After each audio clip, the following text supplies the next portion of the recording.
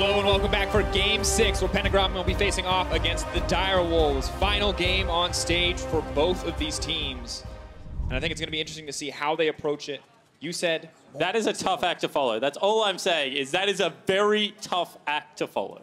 But I think that if we do see something similar, we know that they will not auto-attack the Rammus this time. Yeah, I think that everyone has learnt that lesson.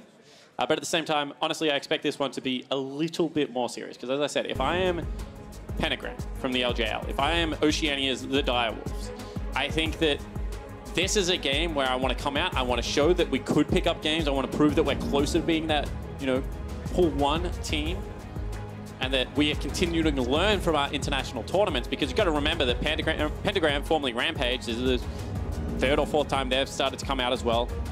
Dire Wolves, this is their third time that they've come to an international tournament, and we really do need to start seeing the growth of these regions. Absolutely do, and that's something you want to prove as well, that your region can start to go toe-to-toe, is starting to move up in the world, and Dire Wolves 2-3, maybe not the scoreline that they hope for, but ending 3-3 is at least a step in the right direction after their record last year. And at this point, Pentagram playing for pride, it does feel like. Yeah, absolutely. You do not want to go home 0-6. That feeling would suck. But unfortunately, that is what Pentagram is now looking down the barrel of. And right now, like as you said, Dire Wolves going 3-3. That's, you know, a neutral scoreline. That's a 50-50. And of course, 50-50, something they can work for now. It is that serious draft we expected. Caitlyn going to be the first pick locked in. See what the response is from Dire Wolves. Jin there. We'll catch you up on the bans. Fiora, Graves, Swain. Opposite side is Kai'Sa, Rakan, and GP. So meta power on both sides. Looking to be pretty stock standard thus far. And if, you know, we track how Pentagram's pick ban has gone, I expect to see something like a Morgana and something like a Karma to come out. You know, get around that Karma mid lane. Oh, that's actually not going to be a Karma. That's going to be a Vladimir. And we've already seen how good Triple can be on that Vladimir. Taking that away from him seems to be a solid pick for the LJL. Absolutely, and we said that one of the response picks to that is a Karma. However, with a Jhin, that's not the pickup you want to go towards, because it's not really buffing up the hyper carry. So instead, they'll just go towards what they normally do, utility bottom lane, get some CC out of that jungle. Whether it's going to be something like a Sejuani or a Zac, Shern can still start putting the camp on that bottom lane and let your self-sufficient solo lanes go to work. The Azir will be locked in, so picking something that he feels comfortable on up against that Vladimir in the mid lane. Of course, the potential for the flex pick is still there, although recently it has just been the mid lane Vladimir. Yeah, and Azir used to do pretty poorly into Vladimir. The reason being is that you had to go Nash's Tooth. Morellonomicon was normally the build that would shut down some of the aggression that comes out of Vladimir. However, since the mage itemization changes, it's very easy to go Nash's into Morello, still get that debuff, but also gives you some magic penetration. So his 2-item spike much better in this matchup. And I want to see if that's swinging it at all in the favor of Azir. Generally, mid laners that have pushed well early and then have legitimate kill threat later is how you deal with Vladimir. And if there is a champion that can go toe-to-toe in team fight AoE damage with the powerhouse that is the Blood Mage, it will certainly be the Emperor of Shurima.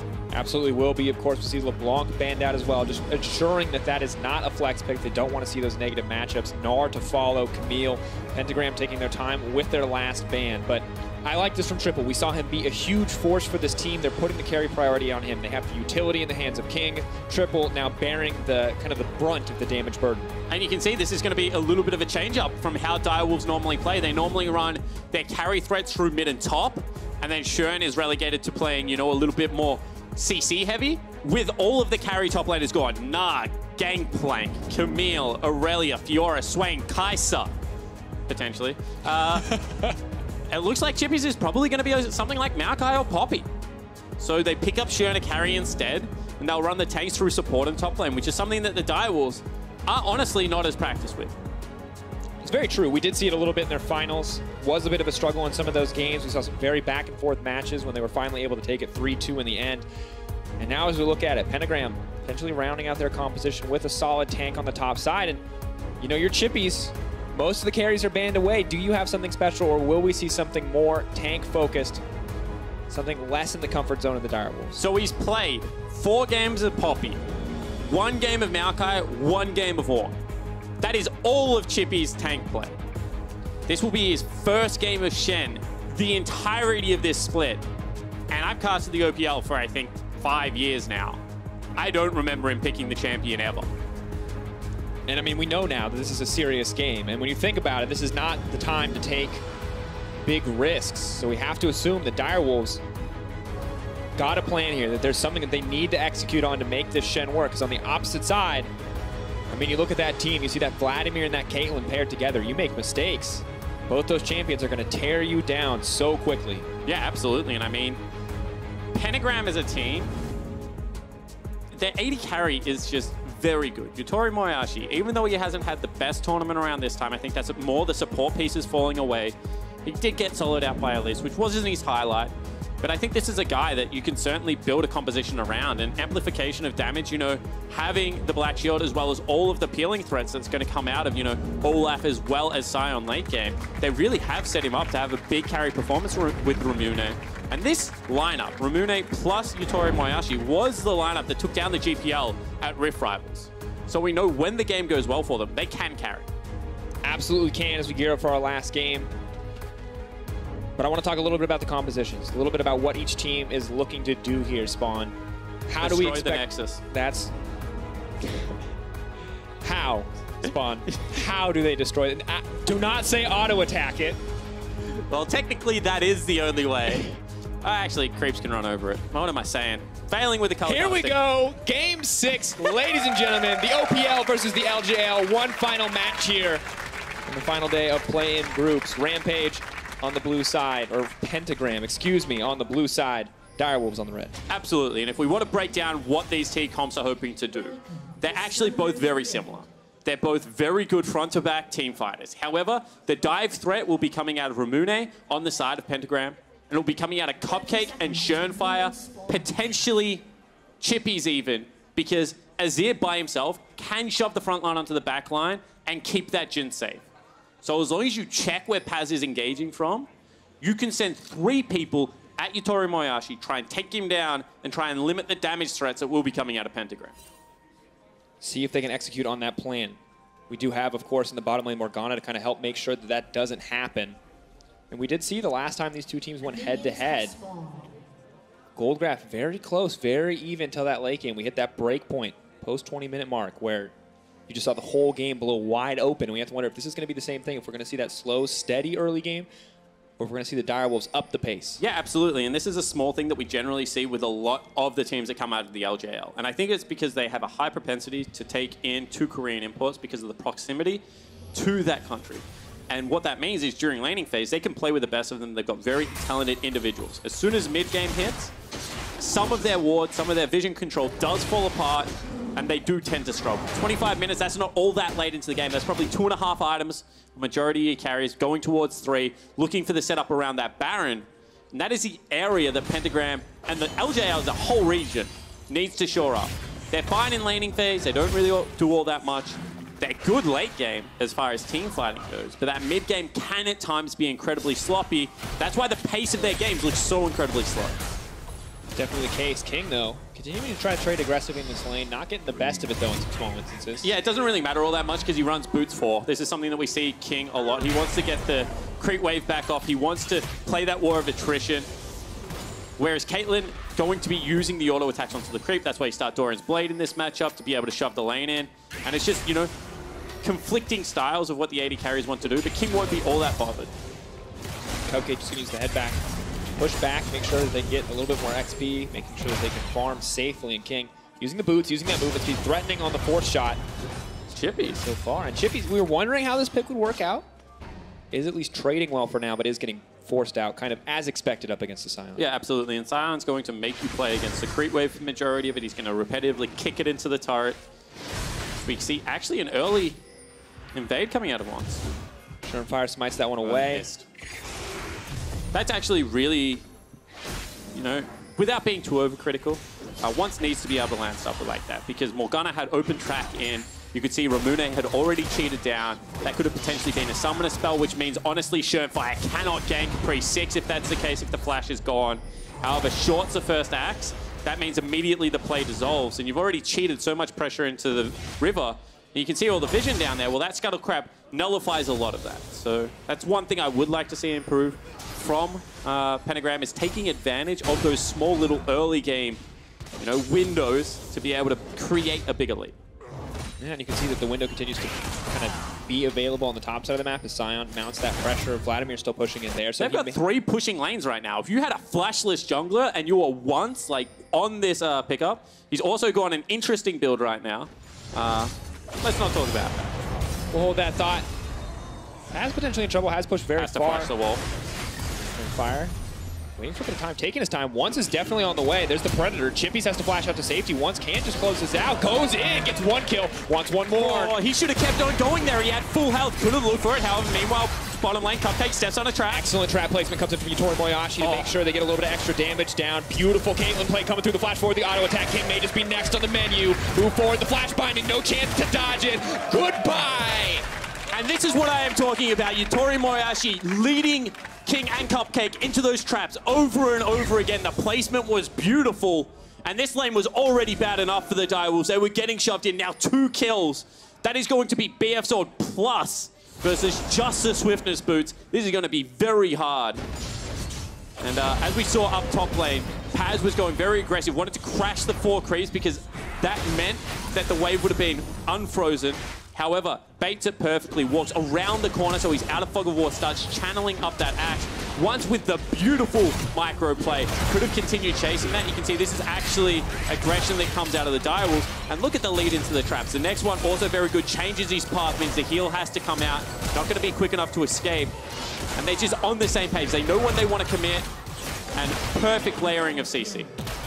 And that's the thing. You have the Alistair, you have the threat of the all-in, but the second it does not work, the turnaround from the Caitlyn Morgana is so oppressive, and it only gets worse. You already talked about it. Swifties and a dagger here for King up against Boots' BF Sword. On top of the range advantage Caitlyn already has. This is brutal. Yeah, absolutely. Once goes back, sells his second machete, picks himself up a red smart Ruby Crystal. That kill would help him a lot with the mispurchase because it means now he's not behind. He's being able to equalize those items, actually has Boots up. It's going to be, this is the mind game that we're going to see out of, actually, no, we're not. Probably going to die. Just too much CC. Moyashi backing off. King going to miss the stare, not the trade that they want. But this is so difficult. You can already see Alistair out of pots, relying on the Relic Shield for a little bit of extra healing. Absolutely. And what I was talking about, Cupcake, he's going to sit there, he's going to headbutt, and he's going to see when does the Black Shield come out. And then eventually, when he has his flashback available, what you can do is you can headbutt Flash Pole. And if the Black Shield doesn't come out during the headbutt, there's a small window where you CC, not able to get that down. Shern actually, this is what I love to see. Pushing lanes, look at all the vision in Shernfire's jungle. He has absolutely nowhere to go without being spotted on this side of the map. And this is the kind of play we were expecting more from the LJL when they initially entered the tournament. Here we go. Once chasing down, making sure they can hold on to that vision, forcing Shernfire out of that side of the jungle. Him still working towards level 6. And that evolution, for now, once definitely owns the map. And what they did is they protected their vision. And you might say they didn't get anything out of it. Yes, they did. They got a prolonged amount of time that's, you know, 75 gold plus whatever a green ward would cost you nowadays. Can't actually purchase them, that they're able to save. But more importantly, if Sherm wants to go back to his jungle, wants to hand over blue buff, wants to take wolf camp, he knows that he's going to be on vision the second time. And sure, then he might be able to clear it, but it will give once an opportunity to either punish same side of the map or to potentially make that play topside. Thing is, set up to do so now. It's going to be so much easier for Paz as the Ocean Drake does drop down to maintain that pressure on the top side of the map, and additionally denying that from the Direwolves. And Triple, who not going to build a mana item for a long time, would have loved to have a bit of extra regen. Yeah, absolutely. You can see Shern actually going to go for the invade. I know that a lot of time mid laners don't like when this happens because it generally means you're trading. You can see once right now, does the right thing, pulls back into the waves, going to crash, brings over gang, brings over Yutori Moyashi. That means that Triple, that person you said wanted the blue buff, isn't going to get it. In fact, Shern took his. And Ramune, he's a Vladimir. He doesn't give a damn. It's just 75 gold and some cooldown reduction to him. Absolutely does not need it. And unfortunate too, because Ramune, having the option to go Shurelius means he completes his first item quite early, and it's going to be a little bit less comfortable for Triple in this laning phase as well, especially without that blue buff now. Shernfire continues to clear towards the top side. May be able to get something done there, but just so difficult to stop this sign. There you go. 441 days since Chippy's played Shen. And yeah, you can see right now he's down 15 CS, already given up a kill. It is not going all that great for him. There is some that he's about to collect. I mean, you just don't have wave clear. You have to spend most of your time under the tower there. And additionally, Ocean Drake on top of it means that Sion just gets to endlessly push that top lane. And he's a really annoying champion to get pushed in by, because he's literally kicking stuff at you. He's slamming the ground. He's got this obnoxious shield. I'm not a huge fan of Sion. I like him because the ult is cool, the CC is cool. I like the ult. But I agree that laning against Sion seems like a nightmare, which is why I'm glad he's not a jungler. But what I do appreciate, one lumberjack to the other, is the checkered shirt and the suspenders. I am a big fan of that. This is going to be Shern. Level 7, he's actually quite accelerated in this game, looking for a gank bottom lane. See, standing just outside the bush, saving the passive proc to sneak into the lane. But there's a trap right there, and they know it's there. They've pinged it out a couple of times as well. King can get locked in by the binding. A little bit of a bait there. Fire stealthed up. They're still going to try to find Yutori Moyashi. Going to take a lot of damage immediately. The flash out to safety, but once is here for the turn and burn. Cupcake, still true damage, coming in on the reckless swing. Once now running into the middle of everything, and down goes the Kha'Zix. Pentagram putting on an early game masterclass. Chippies not going to find anything in the mid lane. Yeah, absolutely. Had to burn the ultimate. Now all of a sudden Sion on his turret, and what a great turnaround play from Once. This is what I said. When you have the vision on the Raptor camp, when you have it on that path into blue buff. Oh, what a binding! All right, no ace in the hole. Already used to get a kill once. Once, though. May try to get another one, but it's going to settle for the Gromp instead. Yeah, that's actually really dedicated play, because if that was me, I'm running into that. Oh, I'm flashing. Yeah, absolutely. Even if you don't need it, I'm over that wall in a heartbeat. Yeah, completely agree, but that is what vision control gives you. It's not important to know exactly where the jungle is. It is important to know where he is not at that time in the game. And they knew Shern wasn't on chickens. They knew he wasn't around the curvature of that blue buff. So he must have gone through lane. Top lane, no play there. Mid lane, probably no play there. And actually, he stepped over a ward coming in. That is beautiful vision control by the LJL lineup. Absolute diligence here, and you can just see how quickly this play turns against Well, them. they knew it was a bait. Black Shield comes out, no CC going to be there. Yutori Moyashi isn't greedy with a summoner spell, burns a flash that saves the heal, and then they just know that Once has the damage to get it done. They give the kills over to the right targets. Like, everything about that is just very solid League of Legends. And now Shernfire has to run for his life, stealthing up. Gerald aggroed there. Not clear if he has the jump, may just be holding onto it as long as possible. Triple now the one who could be in trouble. Ulti and Ignite available. Crimson Rush could come in. Ooh, playing a back and forth here, trying to get Romane to pick his targets. He split his decision making. That may be bad news for him. Triple gonna get the plus side of the trade, but not quite enough to close it out. Yeah, absolutely. Triple gonna get the push in here. Probably gonna mean that Once has to come across and cover the lane, or they can swap to the spell book and try and get Vladimir in there as quickly as possible. King, what the heck? That's a lot of damage. All right. Caitlyn, still clearly quite far ahead of the Jhin. As you can see, just bits and pieces of the Essence Reaver coming together for King, which would already have the boots too. 2v3 this time. Shernfire looking for Yutori Moyashi again. To open up on the Morgana. Black Shield already coming out. Instantly the headbutt pulverizes there. Black Shield already used means the Caitlyn is wide open. Cupcake can use the ultimate, but Once is here again for the counter gank. Cupcake buying time for Zadie Carey to get out, but he's sacrificed in the end. Kill. Gonna be picked up by Once in the end. Doesn't want to give it over to the Caitlyn, but just beautiful counter game. Yeah, absolutely. And Once did want to give it over to Caitlyn. He actually let the Alistar survive for as long as possible. Knew he was going to be able to outpace. Now you can see Ramune actually coming up into this top lane. And King, you better run fast. King now gonna have to run for his life. Flash already burned. Once hungry for another kill, but Pentagram just continue to dominate the map. 6K gold lead for Pentagram. And Shernfire, yeah, straight axe would actually take him down right now. Grasping at straws right now. Where's he going to go? He can't walk in that vision. He's just waiting. Needs to back. Feels comfortable enough to go through that bush and try to make it out, but ooh, taking some risks there just to secure his own buff. And right now, Pentagram is absolutely dominating the Direwolves. This is a team that is 0-5 in the group. Direwolves would be so incredibly disappointed after the fact that they've already gone 0-2 on the day. But to go 0-3 to turn that day one effort into, honestly, a disappointment for the Oceanic region and disappointment for the Direwolves after how strongly they started. Have to feel for them. And this is Shern again trying to make that desperation play. Unfortunately, as it is onto the support, that means Yutori Moyashi is going to be able to pump out damage. Very nice ultimate. You can see once again, the player that we were honestly looking to step up for the LJL has been able to be in the position for the counter gank every single time.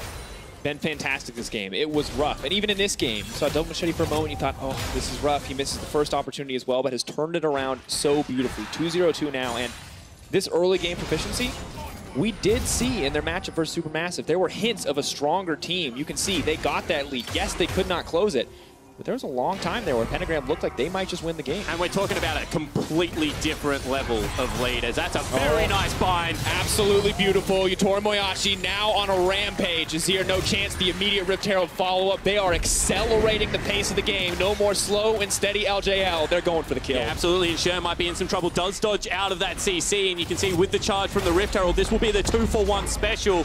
You'll have to pick it up. Saturday shopping is nice and fun. And right now, there's just no stopping them. I mean, we saw, what was it, 2,500 gold at 15 minutes was their biggest lead so far? This one's going to be about 8 Dracos. In a difficult spot, you can see Once completely unafraid. He knows he can step forward, knows the team is there to back him up. Another tower falling, and Chippy's maybe in another game, he would have been able to trade 1-for-1 on the objectives, but not this time around. Surenfire, though, they look to get something back. Not going to get anything in the end. Walking away, Ramune too healthy. Out comes the Scion ulti to make sure Shen can't get anything more, and instead, the rest, Pentagram just going to settle for this Mountain Drake. Take every objective they can. You see where they're able to actually catch him. Shen going to go over the wall. Once misses the wall, so that's very nice. We'll get the flash out. But I want to actually cast our mind back. Actually, maybe not yet. No. Binding. Good. Sidestep. Chippy's still in enemy territory here. It's just going to walk away, though, a bit too tanky. I want to cast our mind back to the draft. And what has changed? Why does this look so different? Direwolves as a team want to play around their solo lane. We already said that. They want to set themselves up for success as, oh, this bind. That is just very, very nice play. And as you can see, the Emperor's Divide doesn't mean anything because Caitlyn just outranges it. One of the reasons why long-range AD carries always done well against Azir, something like a Jinx. And I mean, on top of that, insult to injury, she's so far ahead, she's not even worried about the wave clear of a static shift. She's just going rapid fire cannon to make sure when she hits those first few shots, that last one can always close it out. Yeah, absolutely. And what I was going to say is now they've got themselves a scaling mid lane and nothing as aggressive as a Vladimir as well as a Shen. Meant that Surenfire had to play around the Jhin Alistar. X-Flash, Cupcake looking for the play. They are immediately going to take down Kang. They weren't able to do this enough because we know that the LJL, we know that Pentagram right now want to play around their bottom lane. And so far, Yutori Moyashi as well as Gang have been able to navigate that with the help of their jungler. Now Ramune looking to get in here. Ooh, just threatening. Could flash in an ult any moment. Of course, the ult on cooldown. So just posturing, letting them know that they need to back off on the side of the Direwolves. And the thing for the Direwolves, it isn't over. They still have great dive threat. They can still blow one person up, as we saw. That wasn't even with the Shen ultimate to keep someone up and healthy. The big thing is it needs to stop being the support Morgana. They need to be able to get onto Yutori Moyashi. They need to be able to blow up the AD carry. But, I mean, they'll take what they're given at the moment, and that was a free kill. Very nice use of the Hex Flash. Not something you always suspect. Definitely well played. Unfortunately, that play now being utilized may mean that Pentagram respond with some more proactive vision around defending those towers. And right now, they're proactively going to try to take down Chippies. Once debating between the camp and the kill, but he sees the kill. An easy ask at this stage of the game. The knockup comes in, burning down from the Olaf's true damage, and all too easy to grab yet another one for Pentagram. Yeah, absolutely. And if you're Chippies, you have no business being there. You have no vision in the split push right now. Needs to be able to get some vision out for himself. But ultimately, the whole map now belongs to Pentagram. Unless they're catching waves under their tier 2s, there's just nowhere for them to be. And the peel and the setup just means that Caitlyn can really take whatever she wants. Another full creep wave going to crash. And I mean, they potentially get a mid lane cover back in response. Top lane as well, so it's a 2-for-1 trade. But at this stage of the game, to lose so many structures just means it's snowballing incredibly quickly. On top of the gold lead, they have the banner as well. They're stopping the backs now. They want to break an inhibitor here. Only Azir is on the way to stop. They're buying so much time by canceling these. Surenfire maybe hoping to take down Once. Level 11 to level 10. Once knows that support is on the way. But meanwhile, the tower is breaking. Not going to push for anything more. Let's see. Pentagram grouping back together, not looking to expose any weakness. Yeah, I mean, at a certain point, near enough is good enough because they do have the banner of command. They can look to just put it bottom lane again. In fact, they just stick around. They go for it. Triple now looking for the play, but it isn't on the table because there's an 8,000 gold lead at 18 minutes. It's just too hard to pull this off. They need multiple members of the Direwolves to pick off a single exposed member. And reinforcements are simply too close by. We have 2 Shirelias, 2 Righteous Glories. Yeah, they move quick. Yeah, you can't be anywhere near this team. You have to know 100% that your target is isolated or someone will be on top of you in an instant. Scion ult on top of that. Ramane, of course, just clearing the wave here. Just threatening with the ultimate, saying, if you do not respect it, I will take you down. You do not get this mid lane turret yet. Means there's so much pressure on the mid lane priority. Baron is going to be coming up. There's only a top lane tier 2 outer left available. And I mean, they don't have the best Baron composition in Pentagram, but when you're this far ahead, does it really come down to composition? They've got an IE. You have a Mountain. You have an Olaf. You got a tank. Body block it. It's probably going to be enough if they find the opportunity. Schernfire, though, of course, as long as he doesn't drop, the threat of the 50-50 is always there. And he's a player that thrives on the pressure of the 50-50. He says in scrims, you know, leave it up, I'll go in, I'll go get it. He loves to practice it. He loves to get in Oceanic Jungle's head. Unfortunately, game isn't going his way yet, but he is equal in experience, and that's all that matters when it comes to Smite. Gonna have that camouflage to be able to get out of brushes as well. Very true, and we check in, of course, Azir still with a substantial CS lead over the opposition. 80 carries even. Shen finally starting to catch back up, so kill gold, objective gold, clearly in favor of Pentagram, no doubt there, but for now, Direwolves are keeping up in terms of farm. And Triple's even up in experience, which is a gold value in itself. As you start to level up through the game, you do get more stats. And you can see right now, he's actually up 600 gold. In a game where you're down 6,000, to have a mid laner up, it's not the worst thing.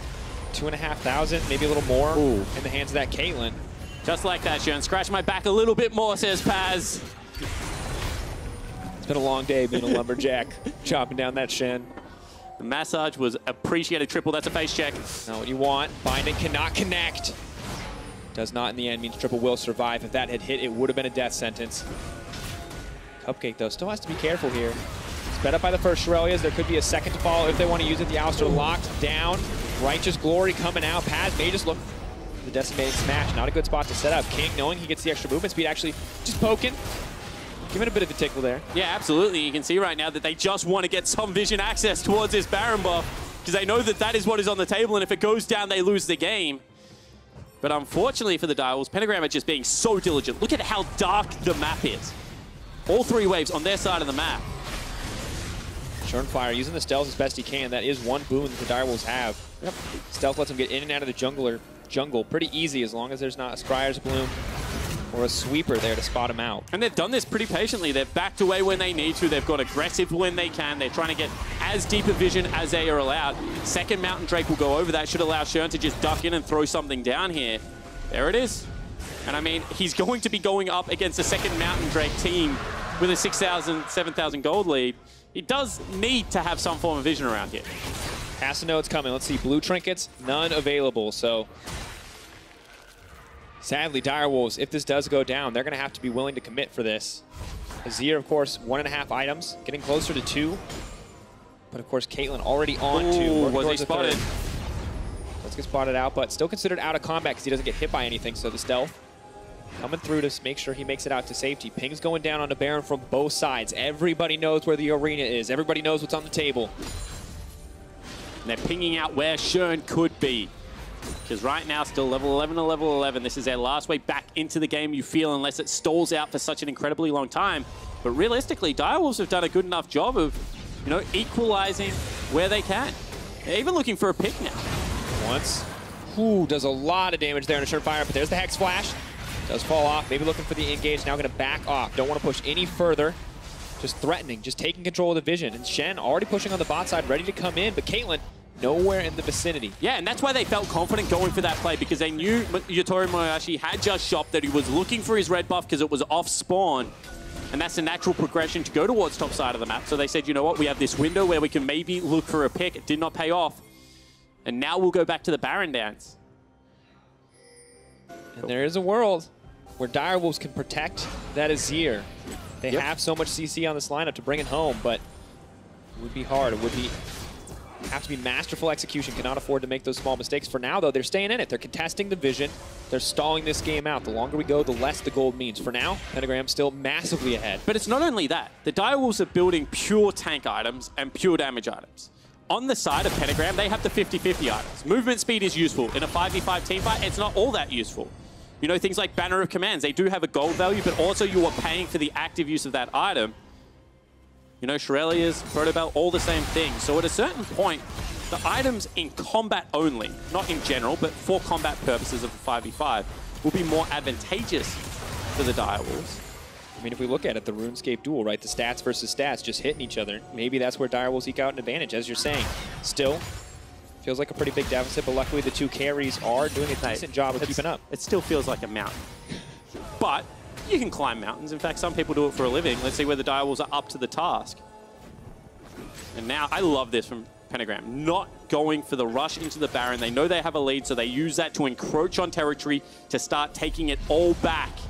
And now they're just fishing for a Kha'Zix. Exactly. And I was saying earlier, ooh, just a red trinket. Just, you know, maybe you happen to get a lucky Scryer's Bloom to spot him out, but those traps too. See him coming. And the thing is now he's scared, because if he steps on those traps with Caitlyn nearby, he gets one shot, maybe two shot.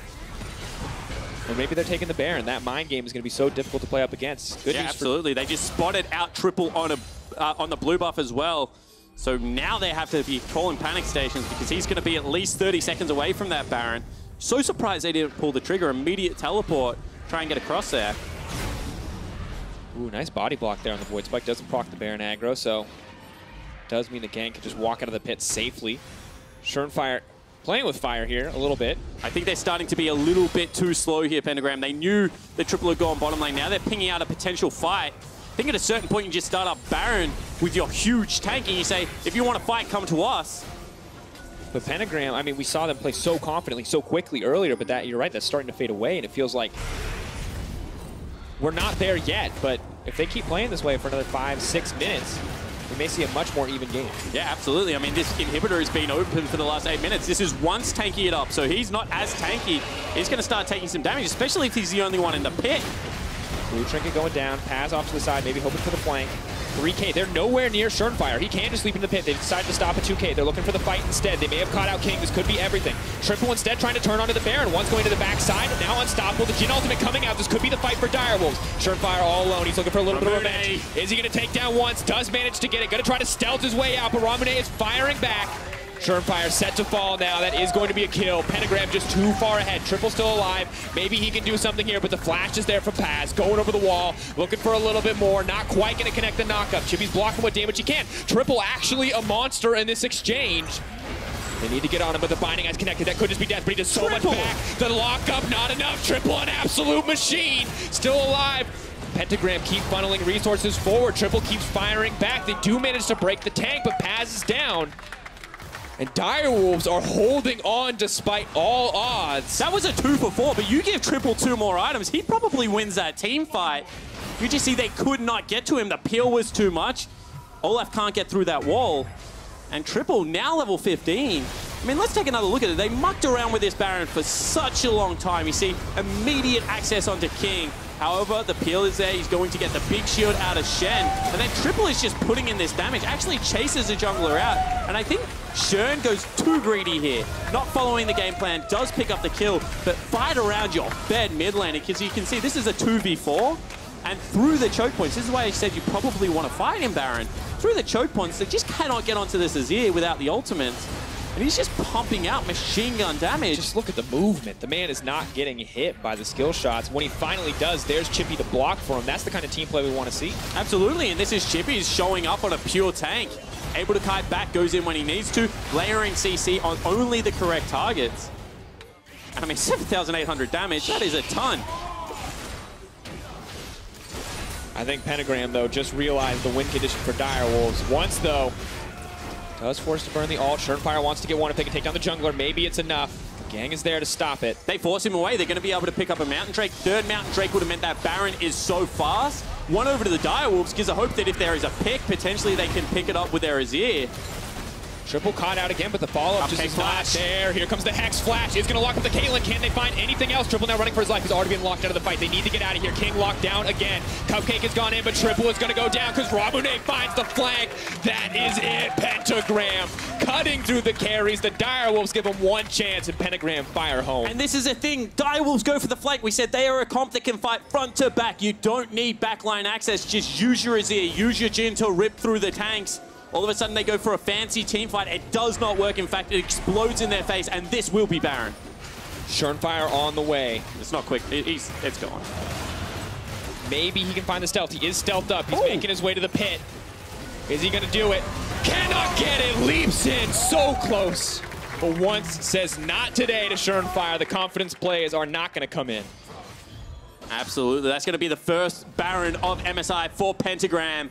And now with that, they've already broken the base in one area. They have themselves a banner of command as well as all of these Fed members, including a Fed Caitlyn. This game to hold onto now becomes nigh impossible.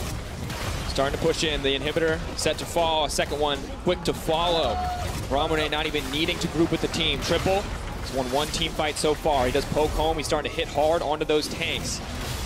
Maybe he can get an advantage here. Maybe they can buy a bit of time. He does take down Paz. He's stalling the siege, and Ramune not going to keep up with the push on the top lane. Pentagram backing off. And that's what I'm saying. Imagine if they were playing this one patiently. Imagine if they weren't taking forced team fights. I think they could have just pulled back to the Dragon, taken it and got out, but they went for the risky play. They give up Baron. This is what I'm talking about. Where is the front-to-back fight? Chippies isn't in front of his carries. He's on Dragon. Cupcake, you're in the back line by yourself. No one blocked this shot. That was a Caitlyn ultimate that nearly killed Triple. And then Ramune able to get in there. It's just an ultimate that picks it up. I mean, sloppy team fighting out of the Direwolves, and they get punished for it. Absolutely well played by Ramune, coming in on the side, making sure that they couldn't close that one out. And just a bit of a missed call from Direwolves. Chippy's far too low, or rather Triple far too low to get that fight started. They are starting to eke advantages back, though. Still a 10K gold deficit. Still absolutely massive and a Pentagram-favored game. But Pentagram have to play this one perfectly still. Can't afford to lose a team fight up against this Azir. Let it snowball any further. And the one thing is we say this all the time in Oceania, sometimes a little bit tongue-in-cheek, but every inhibitor you take is about a 2,000 gold lead you give up. Because all the minions push in, you don't get to farm those two waves, and the Azir just sits in his base like a vacuum. This was before Banner of Command. So, you know, now the game's a little bit easier to close out. But how many games did we see this year so far where champions like Azir, control mages, just sat in their base and cleaned up minion wave after minion wave? He's already picked himself up at Banshee's Bay. Well, maybe he's a Void Staff or a Death Cap away from having an okay time. Shern goes in. This is the fight Surenfire wants. Does bait out the ultimate, though. King's starting to feel himself and has to be careful. The tank's not really there to peel. And they've just left everyone topside with a Banner of Command Baron buff, and Triple's here by himself. They're stopping the backs. This Triple versus the world. Surenfire needs to find a way out of this one. Goes over the wall. The Shen is there, but it might be on the wrong target because now King is isolated. Force shot comes in, but Ramune just leaps forward. Disaster striking for the Direwolves. Can't hit the blast cone. Does go over and make it to safety as Ramune starts to chase down, but meanwhile, Cupcake goes down. Triple is down. Pentagram are pushing for a little bit more. Direwolves caught up, locked down, and are set to be knocked out. LJL looking to find their first win on this stage. And isn't it so poetic that it's Ramune as well as Yatori Mayashi, perfect games, picking up the first win. Beautiful 19-4 in the end. LJL, one final dance. They show us just how they can move. The Nexus in their sights. The auto attacks gonna close it out in the end. One win for Pentagram. No deaths between the mid laner and the 80 carry of Pentagram. The carryover members from Rampage coming out for a last dance, doing it so well.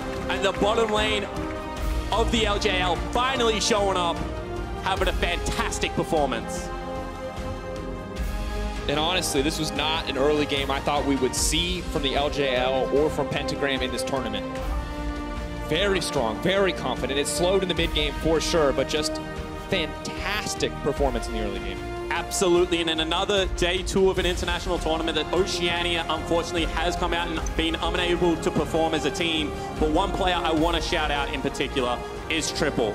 This is a guy's first international event, has been around for such a long time. Came out today and showed that individually at least, he can more than stand up to his opponents and had a couple of terrific games. But at the end of the day, it's a team game, and that macro play that we were waiting for so long to see out of the LJL showed up. They tracked down Shern incredibly well, really put the screws in, came up with a victory. Oh, wow.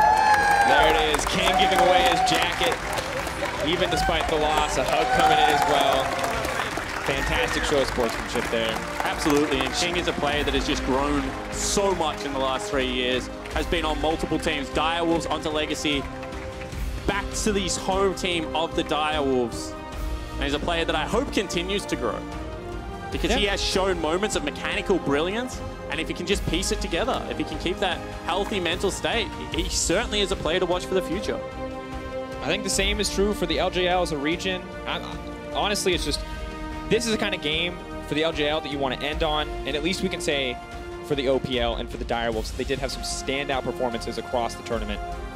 Absolutely, and I think for both of these regions, it shows the inexperience, how little they get to play against international opponents because they have some terrifically high highs, then unfortunately they have some lows. And I mean, you got to remember the LJL as a region won Rift Rivals last year, were able to take out the Gigabyte Marines in a couple of games, were able to take it to the GPL when Vietnam was a part of it and beat out Oceania. Unfortunately, have not had a good tournament this time around. Let's not sugarcoat it, but that last game does show some promise. And that's really all they were looking for. That's all you can fight for in that final game. And they delivered. Absolutely. Even once, I think of the member who was most heavily criticized as an individual, over even this day, actually has played much, much better than his initial day performance. And if you coach, if you're the coach of the lineup, you say, I set them up for success in draft, and they finally got the early vision that we talk about so much. So that's all you can ask for. They're able to execute it on the main stage. I mean, you go away, you work on the weaknesses, but at least there are some promising signs. And of course, if Pentagram are a team that will return in the World's plans, if they return in the future, if they're able to continue to dominate the LJL or make those, incredible 3-0 victories in the end,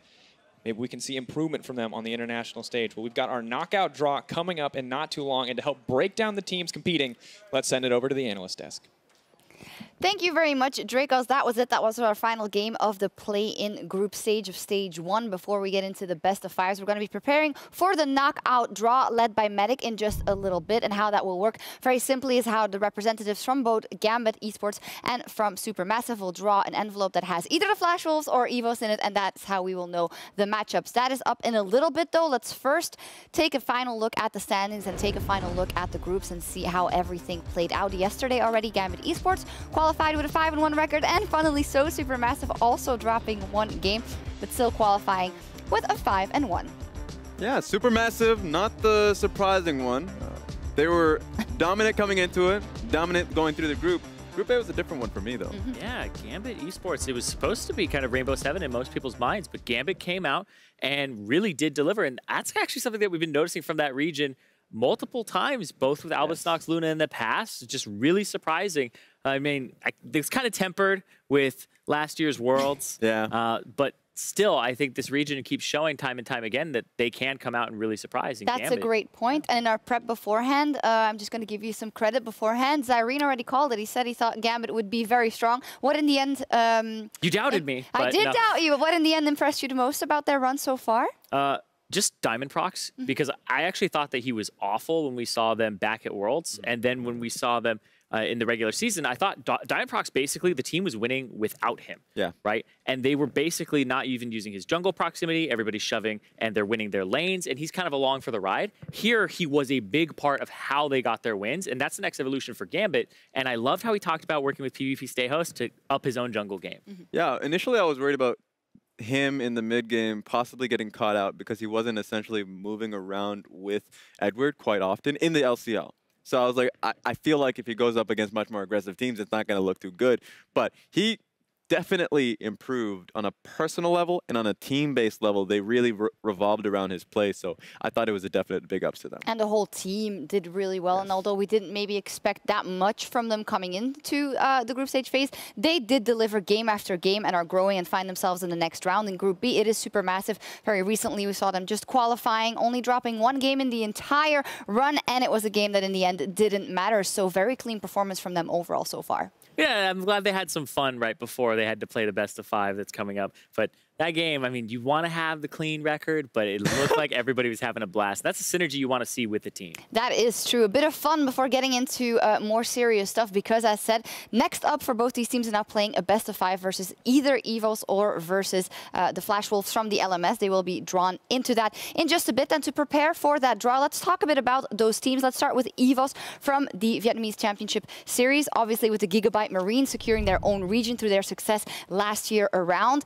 That region now had its own competition. The Gigabyte Marines, though, they didn't make it because they got knocked out by EVO. So that is unlucky, but what can we expect from this Vietnamese squad? At the very least, we'll get some Gigabyte Marine members, specifically Stark and Slay coming through. So they still have a lot of that. Remember, even though EVOS as an organization, that's new. Not a lot of people know what that looks like, but if you look towards the roster themselves, people know Warzone from Saigon Jokers. People know, I already mentioned the Gigabyte Marine members. So just in round OP, MMD, that's a name that comes through quite a bit. He played at All-Star All-Stars. Barcelona. There we go. So like all of Yeah. these players, we've seen them once before. So coming through, even though they're definitely not the favorites of between them and Flash Wolves, people are definitely afraid of Flash Wolves. You cannot count out EVOS. So yeah, I was going to say, when you ask the players also, they're also, oh yeah, we'd like to play EVOS. And I know it's very difficult to say, but in the end, we've only seen them playing in their isolated region. But I wouldn't count out EVOS, as the Gigabyte Marines brought the aggression. This is no other tale, and we can expect that maybe to overrun or maybe catch some of the teams that they're playing off guard. Yeah, and that's kind of the thing I'm worried about with EVOS here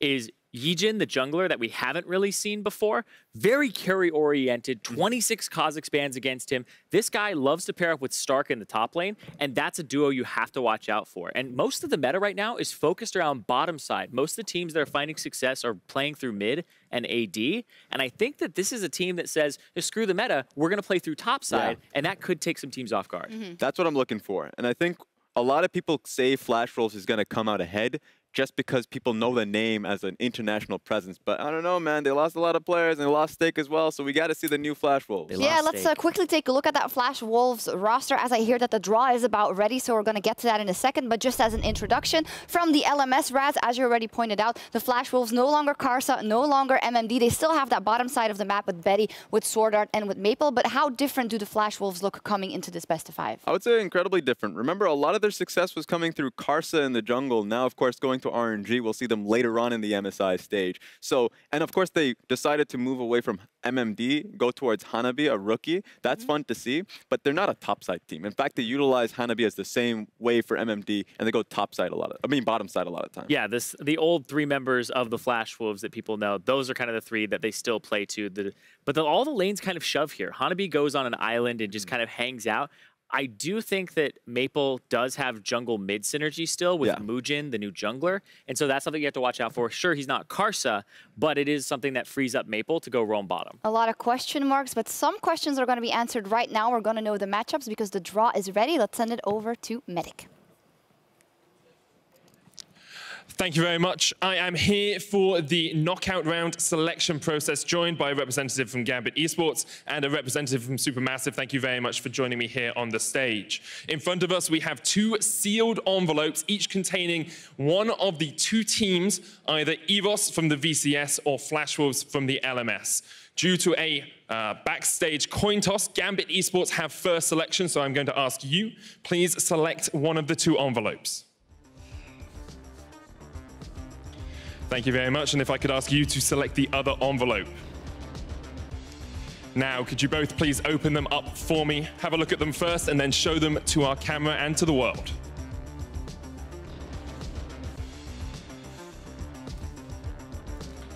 So the logos of each individual league. If you hold them up, we have the LMS on Gambit Esports side, so they will be playing up against Flash Wolves, and the Vietnamese Championship Series on Supermassive's side, so they will be playing up against EVOS Esports. Congratulations, guys. Thank you very much. We're going to hand it back across towards you.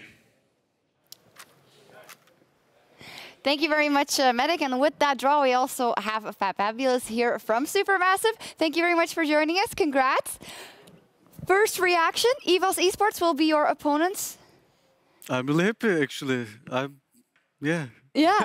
So good. Well, when we asked you in the interview, you also said I'd rather go up to them. But we were talking about the fact that no matter who you draw, it is kind of a mystery because you don't really know how these teams are going to play at all. Actually, we scrimmed Flash Wolves, I think, but they are really strong, I think. But still, even if we draw like Flash Wolves, we were going to play for the win. Like, I feel like we would win, even Flash Wolves. But EVOS is much weaker, I think, so it's better for us. You say you think you'd win either way. Can I take that you have a lot of confidence after how you played in the group stage here? I mean, yeah, I guess. Like, it's good to be confident, I think. Like, if we think we can't win, we can never win anyway, so yeah. Absolutely, absolutely. Let me just ask my analyst opinion here. Supermassive versus EVOS. I think you guys, Raz, you said that you thought it would be an absolute whitewash, that they would crush EVOS if they met them. So yeah, I felt like Supermassive. Pretend he's not here. Oh yeah, I know. I felt like Supermassive as a team. Role by role, lane by lane, they were very strong members, and at the same time, bringing in Snowflower, and I would love to get your opinion on this, because bringing in Snowflower, it felt like your guys in the later portions of the game were so clean and bringing out vision. So going up against Evo, I feel like you guys were just much better in neutral game, in the standard game. Yeah, I think like if the game is even and we go mid to late game, like GBM and Snowflower is doing the most of the shot calling, and they're like really good, I think. So yeah, I think our team fight is so strong as well. So if we go even, I think we can win. I always wondered because the communication seems so good from you guys, but you have a mixed language lineup. How is that going? Because you guys have had, I would say, Naru coming through the team as well as Dumbledore and Rogu. But like now that you have Korean players, how is the communication? Well, our 3 Turkish players can speak English very well, so we can understand. And GBM knows English very well too. He played in America and stuff. So he does most of the talking. When first Snowflower came, he didn't know much English, but right now he can shot call as well, like everything. He can talk. We can talk outside of the game as well in English.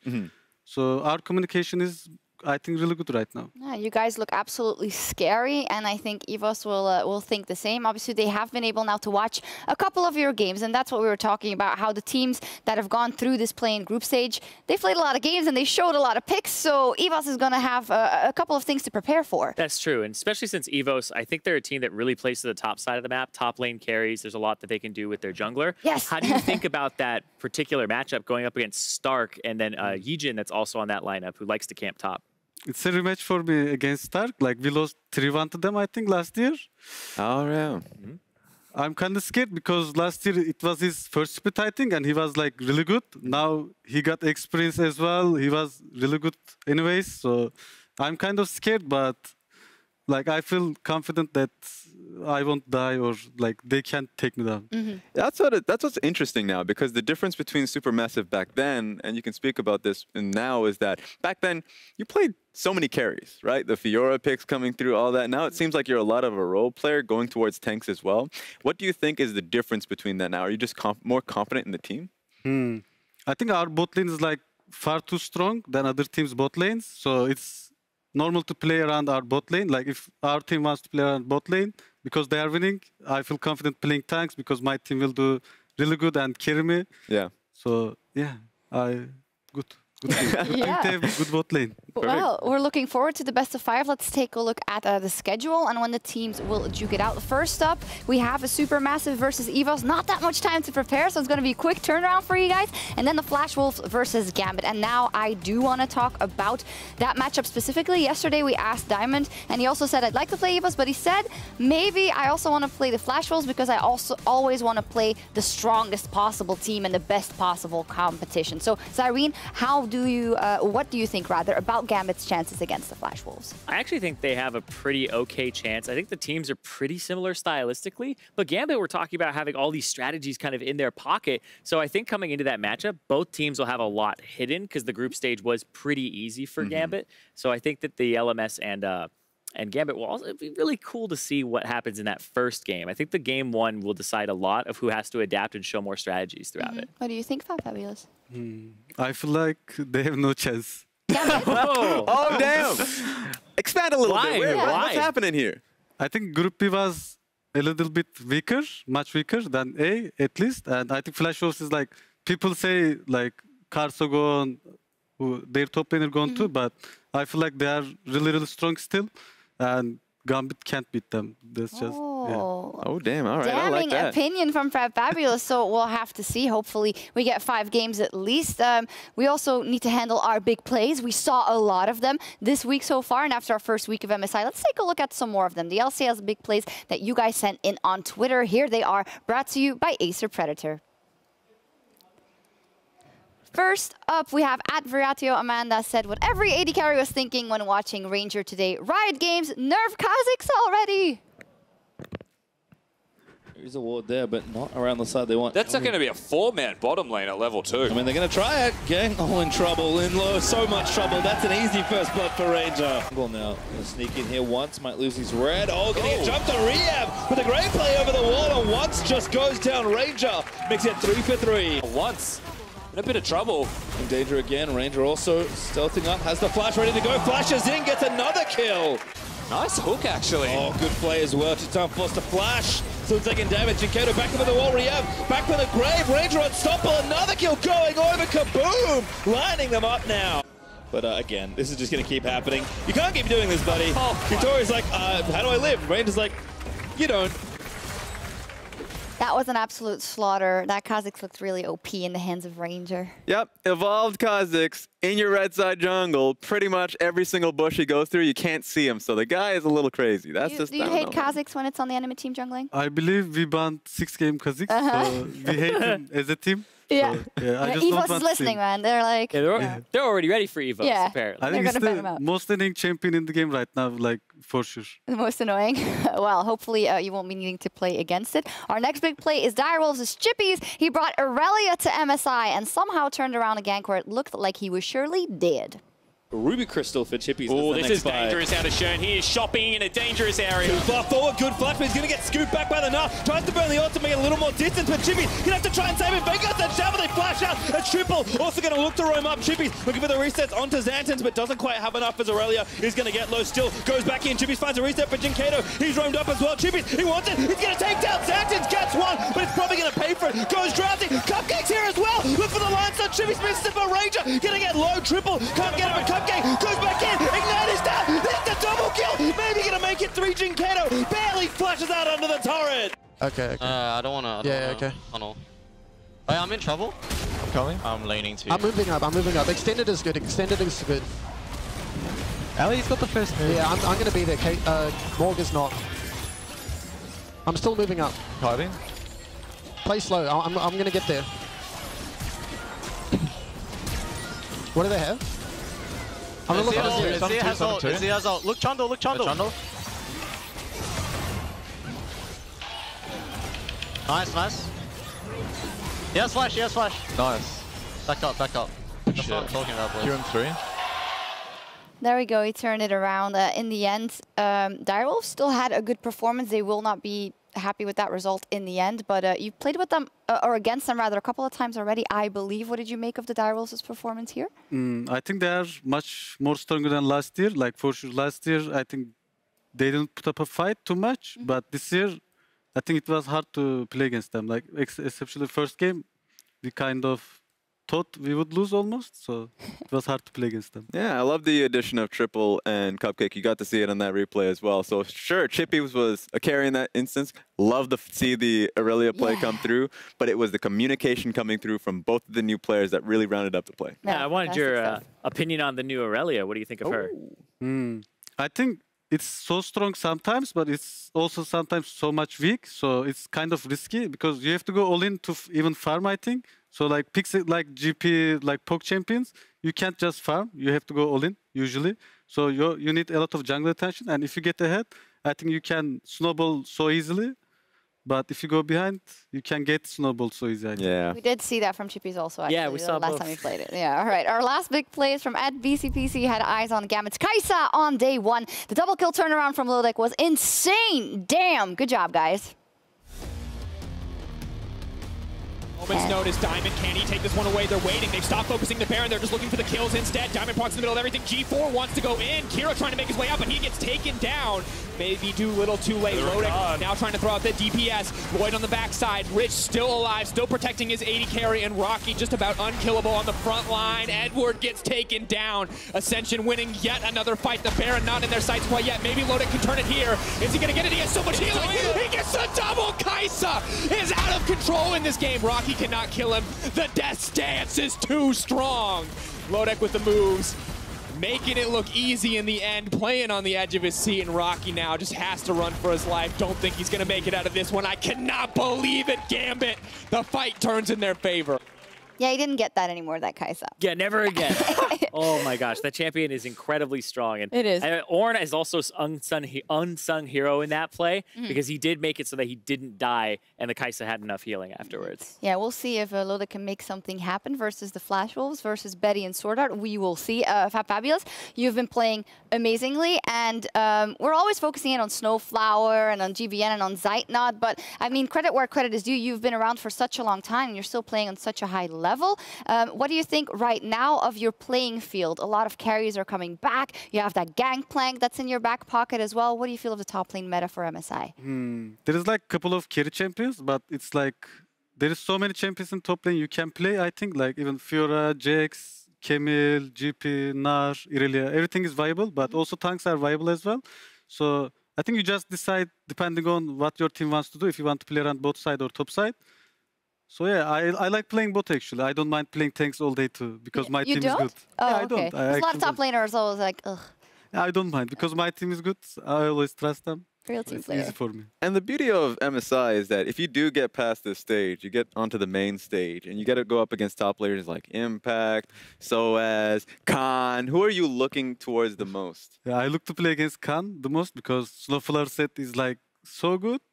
So can't wait to prove Snowflower wrong. There we go. I'm ready for that. I know at the end of the day, Zeitnot in an interview and also all of you guys, it really just is so important if you could make it to the main group stage of MSI and then you'd have to beat EVOS in a best of 5. What would it mean to you and to Supermassive to end up between the greats at the main stage of MSI? This has been our goal, like since start of the season. Like Snowflower and GBM came to team to go to MSI, so that's what they are working for as well. We are working that for as well. We just want to go so much. We want top 6, no matter what. We will do everything to get there. All right, well, play your heart out in that best of 5. We'll be looking forward to it. Thank you very much for joining us, Fabulous. Congratulations again. Thank you, Raz, for joining me for the last 4 days, and Zyrene today as well. It's been fantastic. We're going to sign off, but we will be back very shortly, actually, on Tuesday, May 8th at 1 p.m. CEST for Supermassive versus EVOS Esports. Until then, have a stupendous night.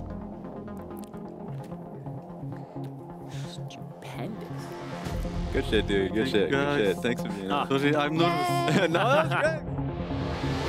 Enough to even clear that out, and now at least looking to 1v1 a Caitlyn. Goodbye. One Baron buff, now looking to close out this game. Again, Snowflower running interference, and Zeitnot just walks it all the way home. Oh, yes! Oh, yes! Yasuo locked in. They're holding the freeze, trying to bait Kaboom to go forwards. Good awareness and vigilance, but they're still on. Flashes and still gets ulted, and everybody's going to flash out of there. Suppression's going to last for long enough in first blood. A cover fire here with the Jhin ult. Ragnarok again in the back. King just gets slapped out immediately. Triple in the backside, trying to make it happen onto G-Tan. He wants to make a few more plays. Cupcake with a good pulverize, but Ranger takes down Shun. Yeah, the second encounter was much better for them than the last, and they will keep themselves alive here at MSI Play-In. Gosh, this is a 2v3. Tori, though. Oh no, going to get opened up on. Flashes out, they have to block the bullets. G-Tan curls one around and gets the kill on Utori. We have again back in Utori, wrong spot to be standing, shoved back by Jinkato, and the kill is over. Ranger the hooked again by Gang, but it just doesn't matter. It's the kill of the game, and a shove will signal the edge. Jinkato stays deathless, and Kaboom, hold on. It's a good amount, but I don't think it's going to be enough. They're trying to cut him down. They are going to get him in the end. One shot from the pistol does it. Shern dies on the backside, and Supermassive in the end. Supermassive 5-0 in the group so far, may just make it 6, but first place already locked. Snowflower hungry for a kill. He decided to go out of the wolf life. He wants a little bit more, but it may be too soon. Very, very quickly. Snowflower, go around, trying to down. Oh! This is gonna get sold out. Stop auto-attacking the Rammus. What do you do? Why would you do that? Surrender. Bug splat. Victory for Kaboom! A lot of damage immediately. The flash out to safety, but once it's here for the turn and burn. Cupcake, still true damage, coming in on the reckless swing. Once now running into the middle of everything, and down goes the Kha'Zix. The Nexus in their sights. The auto attacks gonna close it out in the end. One win for Pentagram.